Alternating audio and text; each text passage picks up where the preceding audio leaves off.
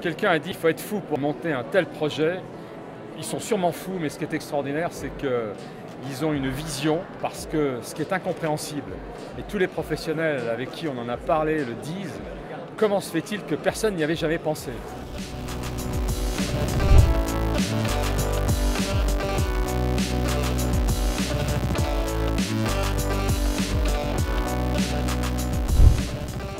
Sportfolio, c'est avant tout des chefs-d'œuvre photo dont le sujet est le sport.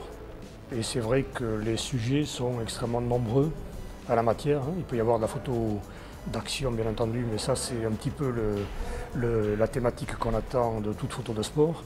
Mais il y a aussi de la photo de reportage, de la photo sociétale, de la photo historique.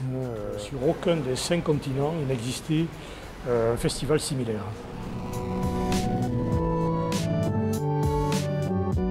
Cette année, le festival présente 16 expositions différentes contre 7 en 2013. Donc c'est une évolution importante, notamment sur le cours Mirabeau, qui est un lieu emblématique de la ville de Narbonne.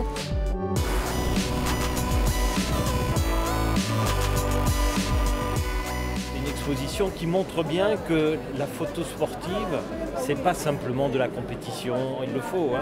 Le but marqué par tel ou tel, les jubilations comme on dit dans le métier, c'est beaucoup plus large. Les concepteurs de Sportfolio sont venus me voir en 2012 avec cette idée en disant il n'y a pas de, ça n'existe pas. C'est une ville, je pense, idéale pour ce type d'événement. Nous avons monté ces journées pro avec Bénédicte et Gilbert. Le but, c'est de pouvoir donner la possibilité donc, au public de Narbonne et tous ceux qui viennent voir le festival Sportfolio de découvrir le matériel Nikon, les nouveautés du matériel Nikon. Donc en fait, il y aura plusieurs ateliers qui vont être déployés pour le grand public, des ateliers qui vont montrer simplement différentes thématiques pour montrer les spécificités des produits Nikon.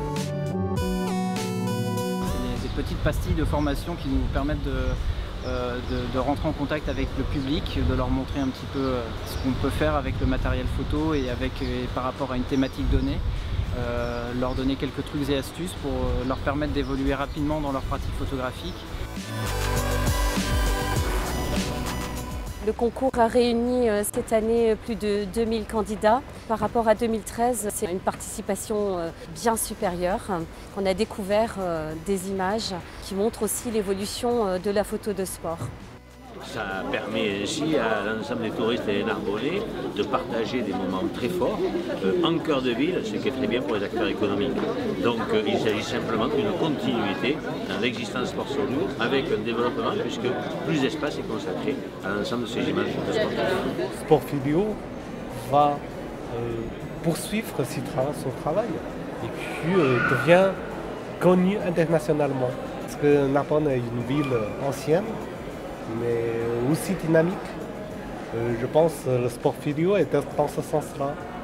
Ancienne avec une cathédrale comme le 12 ou bien 13 siècle, mais moderne avec les belles photos comme ça qui est exposée ici.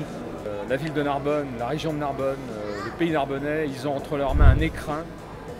Et dans quelques années, on dira mais il fallait le faire, il fallait oser le faire, et ça s'est fait.